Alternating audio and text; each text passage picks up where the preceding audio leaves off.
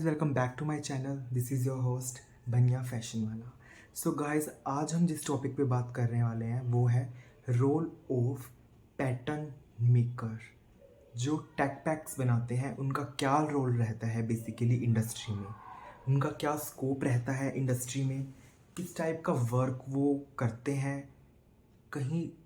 Designing में pattern making तो नहीं बनवाते, पैटर्न्स तो नहीं बनाने पड़ते, या डिज़ाइनिंग मतलब brown paper patterns and all like that. तो ये सब चीज़ें आज हम इस वीडियो के थ्रू डिस्कस करेंगे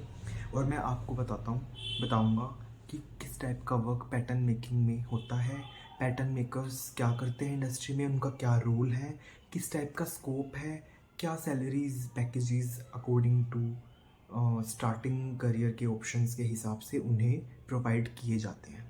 सो please do watch this video. जो पैटर्न मेकिंग में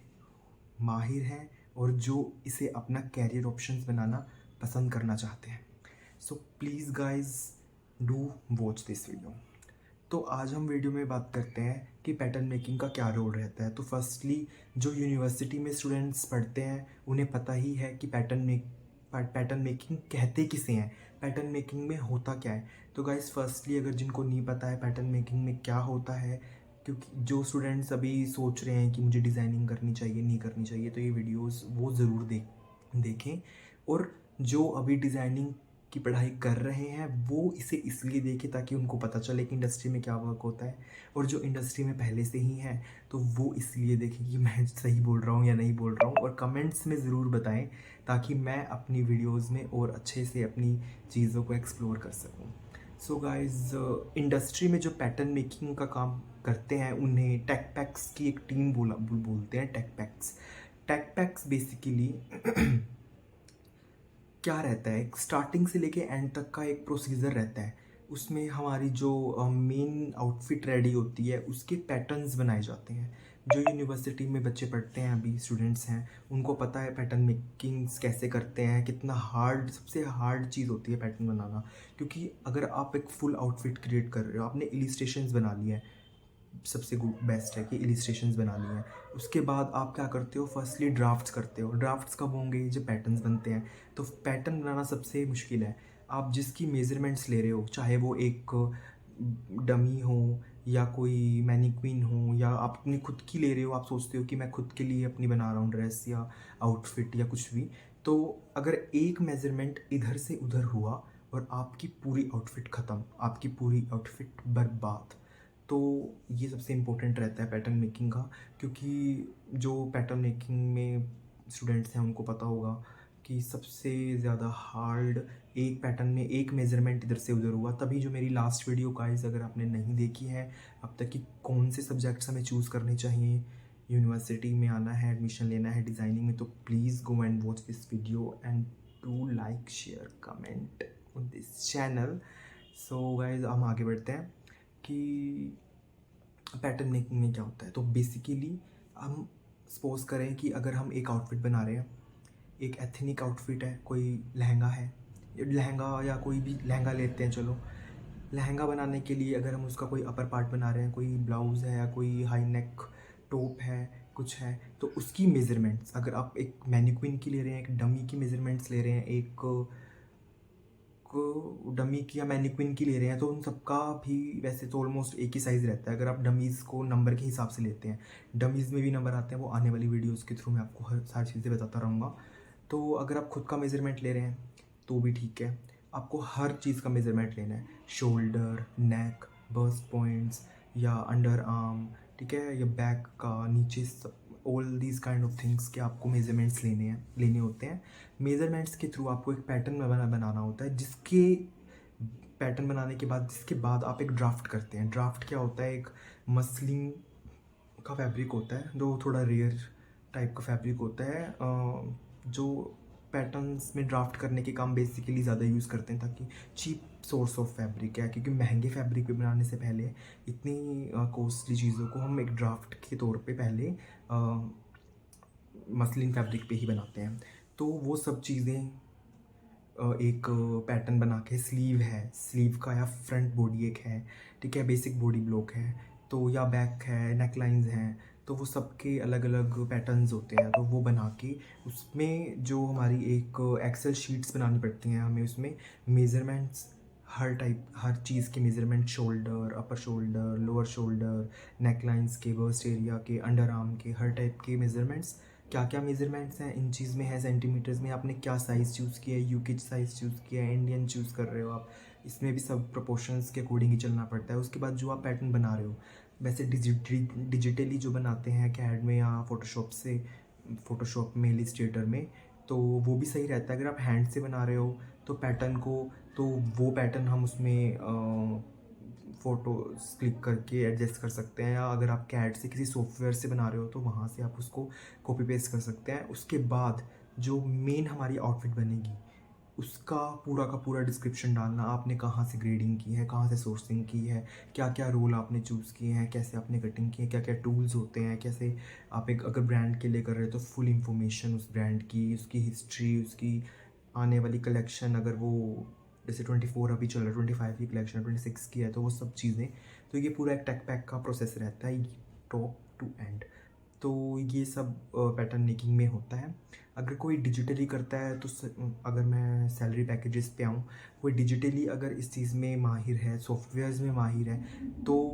उसके लिए ये इंडस्ट्री में अच्छा प्रोग्रेस रहता है। तो उनकी जो वर्क अपॉर्चुनिटीज़ होती हैं वो भी बहुत ज़्यादा अच्छी होती हैं एक मैनुअल से, क्योंकि मैनुअल को सारा दिन कंपनी में काम करना पड़ता है, सोर्सिंग में, फैक्ट्रीज़ में काम करना पड़ता है, वेयर हाउस में काम करना पड़ता है, क्योंकि वो मैनुअल है, उनको खुद बनाने पड़ते हैं। बट अगर आप एक सॉफ्टवेयर एक्सपर्ट हैं तो सॉफ्टवेयर्स में ऐसा नहीं होता है। सॉफ्टवेयर के लिए में जहाँ तक मैंने देखा है, जहाँ तक मैंने खुद से एक्सपीरियंस किया है गाइस, तो वहाँ पर उनको वर्क फ्रॉम होम अपॉर्चुनिटीज़ भी बहुत सारी मिलती हैं, जिसमें आप घर पर बैठे बैठे भी जॉब्स कर सकते हो। क्योंकि मेरे खुद के कुछ फ्रेंड्स हैं जो कर रहे हैं, और मैंने खुद ने भी की है, तो इसलिए मुझे पता है कि वर्क फ्रॉम होम मिल जाता है आसानी से, और एक अच्छा मिनिमम अमाउंट भी आप गेन कर सकते हो, like 30 to 40,000 around and around work from home job में अगर कर रहे हो तो इट्स बेनिफिट, क्योंकि आपको कहीं जाना नहीं, आना नहीं, टेंशन नहीं, घर बैठे हो, 40,000 महीना आ रहा है तो कोई प्रॉब्लम नहीं है मेरे हिसाब से उस चीज़ में। बट आप अगर मैनुअल हो तो आपको तब भी 40,000 ही मिलते हैं, या 30-35 हज़ार रुपये महीने, इससे ज़्यादा नहीं मिलता है, और आपको सारा दिन कंपनी में काम करना पड़ता है। जहाँ कंपनी है वहाँ रहना पड़ता है, एक्सपेंसेस इतने हाई हो जाते हैं तो मेंटेन करना मुश्किल हो जाता है। तो मेरी, अगर आप समझ से चलें तो मैं यही चाहूँगा, मेरी बात माने तो, कि आपको सॉफ्टवेयर्स में अपना हाथ अच्छे से आजमाना चाहिए, उसमें प्रैक्टिस अच्छी करनी चाहिए, मेंटेनेंस अपनी बहुत अच्छे से रखो, ताकि आपको सॉफ्टवेयर्स की नॉलेज बहुत अच्छी हो जाए, और इस इंडस्ट्री में आप अच्छे से सर्वाइव कर पाओ, और आपको अच्छे पैकेजेस और अच्छी जॉब्स अपॉर्चुनिटीज़ मिले। क्योंकि जो सॉफ्टवेयर्स हैं डिजिटली, आजकल डिजिटली सब वर्क होते हैं, तो कंपनी उनको हायर करना भी बहुत अच्छा पसंद करती है कि जो डिजिटल ज़्यादा करते हैं। कोई सॉफ्टवेयर्स में बहुत अच्छा है, जैसे मैं बेसिकली, आपको पता है डिज़ाइनिंग में कौन कौन से सॉफ्टवेयर्स चाहिए, कैड, ठीक है, इलिस्ट्रेटर, कोरल 3D, फ़ोटोशॉप, तो बेसिकली तो यही है। उससे ज़्यादा अच्छे आपको आते हैं तो वो भी बहुत बेहतर है। कुछ सॉफ्टवेयर्स तो आपको वैसे ही पता है, ऐप्स होती हैं जो हम वैसे भी सारा दिन फ़ोन में एडिटिंग करते ही रहते हैं, कैनवा हो गई है, पिक्सआर्ट हो गई है, या एक्सेल है, एम एस वर्ड है, एम एस एक्सेल है, तो ये सब आना चाहिए। वैसे भी 10th-12th में हमें सब सिखाते ही हैं ये, 10th तक तो स्कूल में, 12th तक तो मेरा मानना तो यही है कि आप सॉफ्टवेयर में बहुत अच्छा अपना करें, ताकि जो अपॉर्चुनिटीज़ अच्छी मिलें। इस फील्ड में जो अपॉर्चुनिटीज़ मिलती हैं, अच्छी मिलती हैं, मेरा खुद का एक्सपीरियंस है, और ये सब कोई ऐसी मुंह से निकालने वाली बातें नहीं हैं। और मेरी सारी वीडियोस में जो मैंने बोला है वो सब मेरे खुद के एक्सपीरियंस से बोला है, या जिनका एक्सपीरियंस, जिनके स्ट्रगल्स मैंने खुद देखे हैं, खुद मैंने अपने किए हैं, उनसे कोई ऐसी वीडियोस, दूसरी वीडियोस को देख के बातें नहीं बोली हैं। तो मैं आपको पहले ही बता रहा हूँ, तो ऐसा बिल्कुल भी नहीं मत सोचना कि ये सब झूठ है या इधर से उधर की हुई बातें हैं। सो गाइस, ये सब ऐसा नहीं है। जो मेरी आने वाली वीडियोस भी होंगी उसमें भी मैं आपको जो भी बातें बताऊंगा वो अपने एक्सपीरियंस से, अपने स्ट्रगल से, या मेरे जो फ्रेंड्स हैं जिनको मैंने देखा है, जिनसे मैं रूबरू हुआ हूँ, मेरी कंपनी में क्या हो रहा है, मैंने क्या किया है पहले वाली कंपनीज़ में, अब क्या हो रहा है, कैसे वर्क होता है, तो उन चीज़ों पे ही बेसिकली मैं वीडियोस बनाता हूँ जो मैंने खुद से देखी हैं, किसी और टॉपिक से रिलेटेड जो मैंने अब तक खुद से एक्सपीरियंस किया ही नहीं है तो मैं उस पर वीडियो नहीं बनाऊँगा। क्यों नहीं बनाऊँगा? क्योंकि उसमें फिर मुझे यही है कि गाइस दूसरों की वीडियोस देख के कॉपी पेस्ट करना पड़ेगा, तो मुझे नहीं लगता वो सही। क्योंकि उसमें क्योंकि गाइस देखो, जब मैं इस फील्ड में आया तो मेरे को कोई गाइडेंस नहीं थी। हाँ ठीक है, मेरी फैमिली बैकग्राउंड बहुत अच्छा है, सब पढ़े लिखे हैं, सब चीज़ें हैं, बट इस फील्ड में कोई नहीं था तो सबकी थोड़ी यही रहती है कि हाँ उतना सब कोई नॉलेज नहीं है कि क्या होता है कैसे होता है। और कुछ की मेरे जो नियर एंड डियर्स हैं उनमें भी किसी ने अब तक इस फील्ड में कुछ हासिल नहीं किया है, तो मेरे को बहुत स्ट्रगल्स करने पड़े यहाँ तक पहुँचने के लिए, लाइफ मेंटेन करने के लिए, और एक सक्सेसफुल डिज़ाइनिंग ऑप्शन मैंने अपने लिए रखा। तो मुझे ये है कि अब जिनको नहीं पता है कम से कम उनको मैं बता दूं अपने वीडियोस के थ्रू कि ऐसे ऐसे स्टेप्स लें या ऐसे ऐसे स्टेप्स ना लें, क्या चूज़ करें, क्या काम रहता है। जो ये सोचते हैं, कुछ का माइंडसेट अलग रहता है, जो ये सोचते हैं कि कुछ नहीं करना पड़ेगा, फ्री में अपना करेंगे धरेंगे, तो उनके लिए वीडियोस ये हैं कि ऐसा कुछ नहीं होता है। जो ये सोचते हैं कि हमें ये करना पड़ेगा ये करना पड़ेगा, उनके लिए ये वीडियोस इसीलिए हैं कि उनको ये पता चल जाए कि क्या क्या करना पड़ता है और क्या क्या होता है और कैसी सैलरीज़ हैं। जिनको ये नहीं डाउट रहता है कि हमें 10,000 रुपये में सेल्स एग्जीक्यूटिव का काम तो नहीं करना पड़ेगा या ये तो नहीं करना पड़ेगा, तो ये सब वीडियोस मैंने अपने ही एक्सपीरियंस से, जो चीज़ें मुझे कभी किसी से नहीं पता चली, जो मैंने खुद से जानी है, ताकि मैं अपने थ्रू अपनी वीडियोस के थ्रू